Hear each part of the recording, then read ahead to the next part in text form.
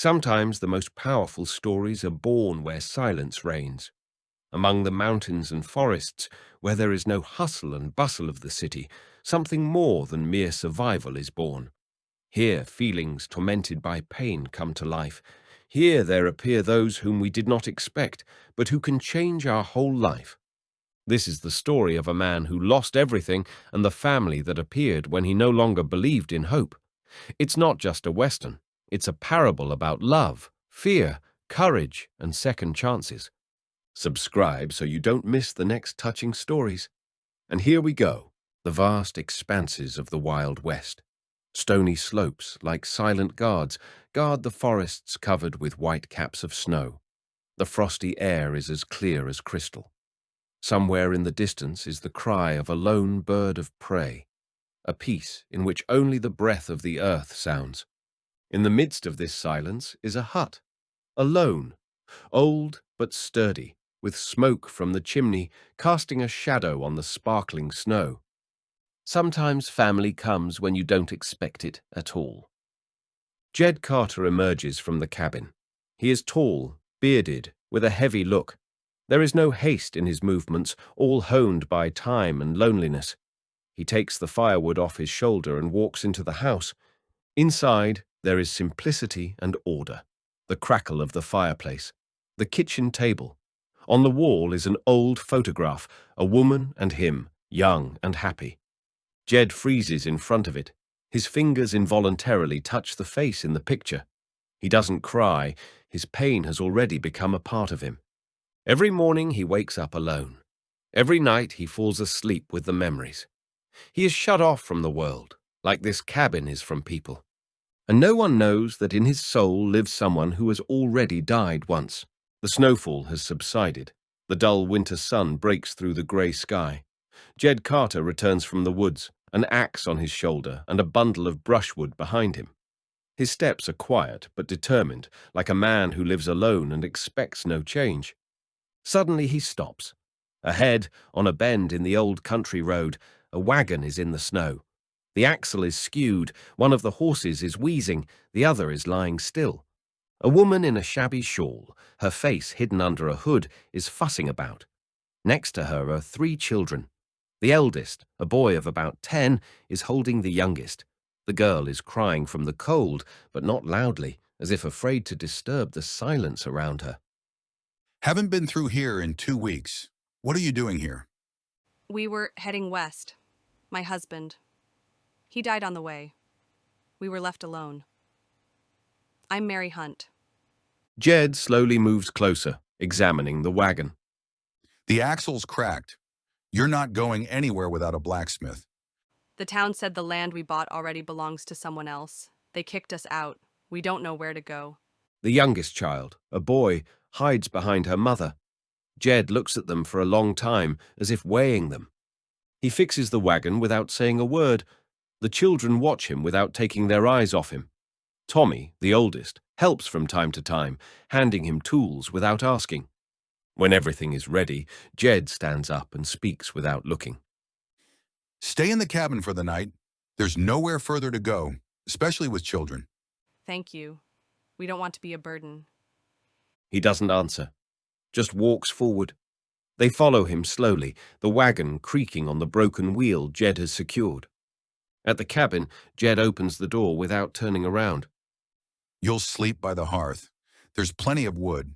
In the morning, you'll decide where to go.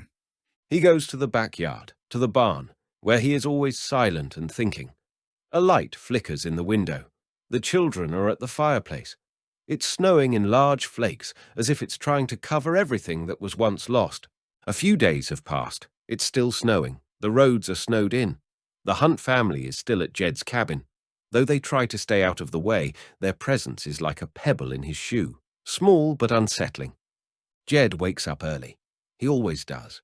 But now he hears quiet children's voices behind the wall, laughter, whispers, footsteps. He sits on the edge of the bed for a long time, staring at the floor. Then he gets up, silently puts on his shirt, and goes out. In the kitchen, Mary is putting wood in the stove. Made some herbal tea. Found it on the shelf. Hope you can... Do whatever you want to do. As long as you're here. He sits down at the table. Tommy stands against the wall, holding an old carpenter's level. Put it down. It's not a toy. Tommy obediently puts the tool down, lowers his eyes, walks away. All day long, Jed works with firewood. In the woods, alone, it's easier for him. He stabs log after log as if he's chopping away the deafening pain inside. Flashes in his head, his wife laughing in the summer garden. Her hand on his stomach. Their unborn child. A scream. The blood. Loneliness. When he returns, the children are asleep. Mary is darning socks by the fireplace, glances up at him. We'll leave as soon as the snow melts. I understand. You didn't ask us to stay. Jed doesn't answer. He takes off his shoes, sits down by the fireplace, warms his hands by the fire for a long time. There are wolves in the woods. As long as you live here, keep the door locked. Mary nods. The silence between them is heavy, not hostile, just unresolved. The next day, Tommy approaches the shed again, where Jed is sharpening his axe blade. Can I see it? You'd better go to your mother. It's dangerous here. Tommy walks away. Jed continues to work, but something changes in his gaze. It's as if he has just pushed away not the boy, but himself. In the evening, in the town, at the post office, two men are talking by the stove. They say Carter has taken in a widow and her children. Strange. Always walking alone like a ghost. Maybe he got a conscience, or something else. They say the widow is beautiful. They laugh, but rumors travel fast, and in small towns, rumors are more dangerous than a revolver. It's night in the cabin. Jed is awake. He sits by the window, watching the snow fall. In the other room, a faint sobbing. Then, Daddy, are you with us? Jed freezes. His eyes slowly close, but not from fatigue, from the pain he can't swallow. He walks to the barn, sits down on the wooden bench, and for the first time in years puts his head down on his hands. He wants to howl, like those wolves in the woods. A few more weeks pass. The snow begins to melt little by little. Water drips off the roof in droplets, and you can smell the scent of the coming spring in the air. But in Jed Carter's cabin, change has begun earlier than nature. Jed awakens to the smell of frying bread. In the kitchen, Mary is busy at the stove, spreading freshly baked scones on the table. Nearby, the children are eating porridge, and someone is giggling. Up early. Tommy helped melt the stove. I wanted to give you guys some rest. Jed sits up, watches Tommy carefully tuck the wood chips away in a corner. No words, just doing. And at that moment, there's a strange expression in Jed's eyes, as if he recognizes someone in the boy. After breakfast, Jed takes the axe, goes out into the yard. After a few minutes, Tommy comes out after him. Can I help you? There's a pause this time, a long one, but Jed nods, passes the boy a light axe. Stand like this. Keep your hands close. Take your time. The boy obeys, makes an attempt. The axe bounces. Jed gently adjusts his grip. The second blow is better, and a third. This is how they spend the afternoon. Words are rare, but something hard to name emerges between them. Respect? Trust? At home, the younger children draw with charcoal on the wall of the barn. Their art is of a clumsy figure, with a beard, an axe, and a huge smile. It's a bearded giant. He's guarding us. Mary laughs. Jed, walking by, casts a glance and freezes, stares longer than necessary, but he doesn't say a word. In the evening, when the children are asleep, Mary and Jed sit by the fire. He sharpens his tool. She is darning his old jacket. Tommy said he wanted to be like you. He didn't know his father. You're an example to him. Jed slowly puts the knife down. I'm not the right person to take an example from. Maybe you just haven't let anyone know what you're really like in a long time. Silence. Only the crackling of logs. The next day, they mend the fence together. Mary confidently holds the hammer. Jed serves the boards. I grew up on a farm. I know how to do a few things in case you haven't noticed. Noticed? Pause. The house got quieter when you came in. Strange. It got more noisy, though. They both laugh, for the first time, and the sound is like the first bell of spring. That night, behind the wall, Jed hears rustling again, someone murmuring in his sleep. Daddy, don't go. Jed slowly sits up on the bed, stares into the darkness. For a long time, his hand clenches into a fist, not from anger, but from something else, from a desire he thought was dead. The next morning, Mary sits at the window. There is sadness in her eyes. We'll be gone soon, Jed. Spring is near. We don't want to be a burden. Do as you please. But when she goes into the other room, he stares after her for a long time. Then he walks over to the wall where old things hang. Among them is a dusty pine-tail, the only memory of someone he never held in his arms.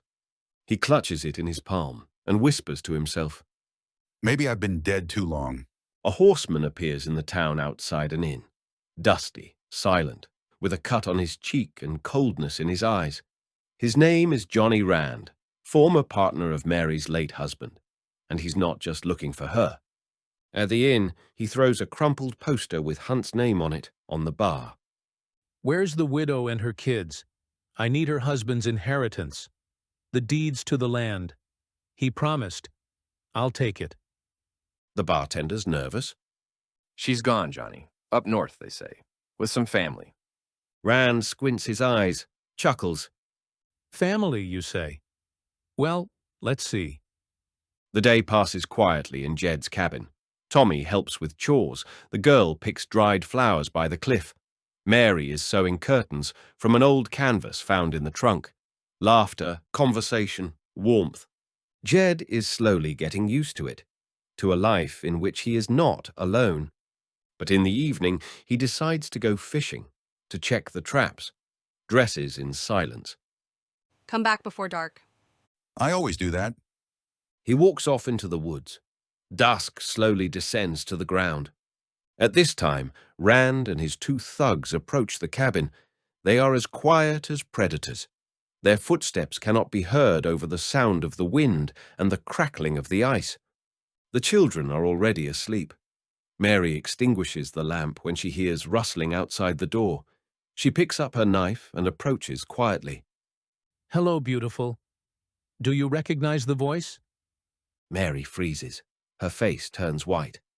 Johnny. Your husband is dead, but you owe me. He had land, papers. Where are they? She doesn't answer. Rand gives a sign.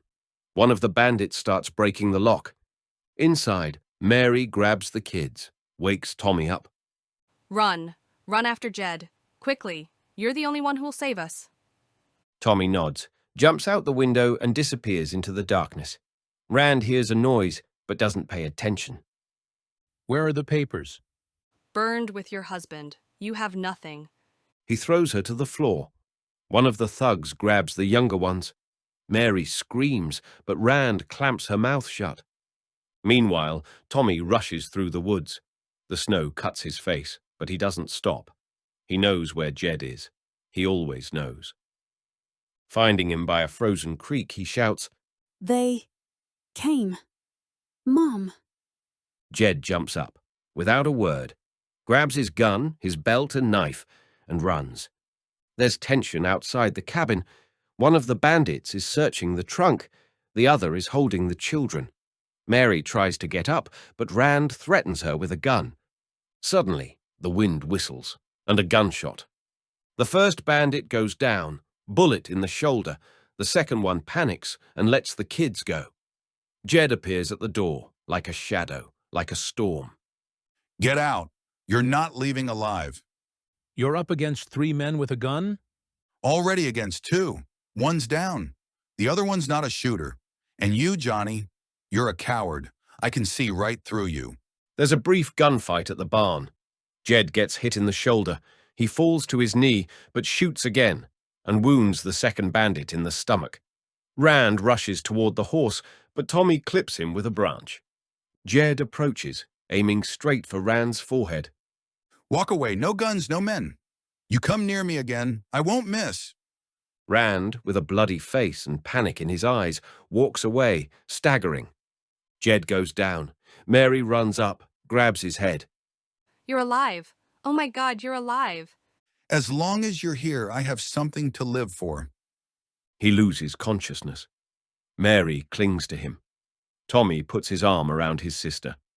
There is silence over the cabin again, but not the same silence as before. 2 days have passed since that night. The house is quiet. Outside the windows is the March sun, frowning but no longer wintry.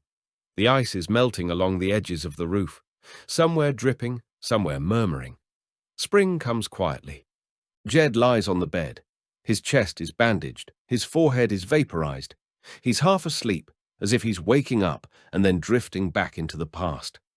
At some point, he hears something familiar. Children's voices, very close by. Someone laughing, someone whispering. Then he feels a light weight on the blanket. The youngest girl has climbed up and curled up in a ball at his feet. He slowly opens his eyes. Mary is next to him.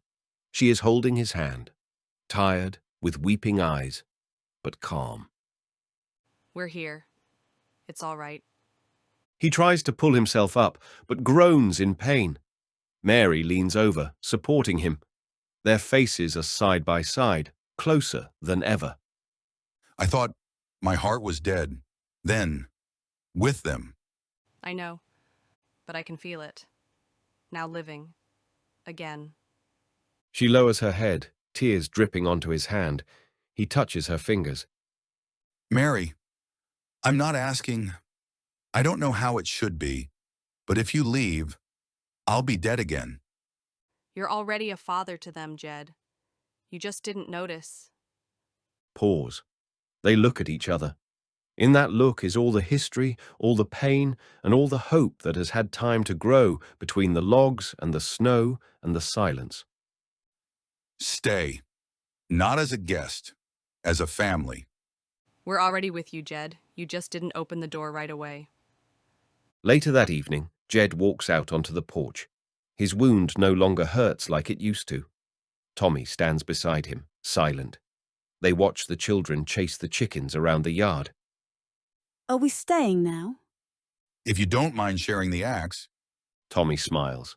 Jed puts a hand on his shoulder. At that moment he realizes he survived for a reason. There's a reason he survived. Because sometimes fate comes not in the saddle, not with a revolver, but with small steps barefoot on the boardwalk. A year has passed. Spring now comes to these parts with a buzz, streams running down the slopes, children chasing chickens, a bell hanging over the doorstep, ringing with every draft. Jed's hut has changed. There is a neat outbuilding with curtains, fresh shingles on the roof. There are beds in the fence. Everything looks not just tidy, but alive. Jed's out on the porch, pounding boards. He's building a new room. Are you sure you need to right now? Spring has just started. What if the baby gets noisy? We need an emergency exit, or at least a quieter place. She laughs. Her belly is rounded. It's clear. The family is expecting a new addition. The children appear in the doorway. Tommy holds the younger one's hands. We're going to the woods. For flowers. We'll be there at noon.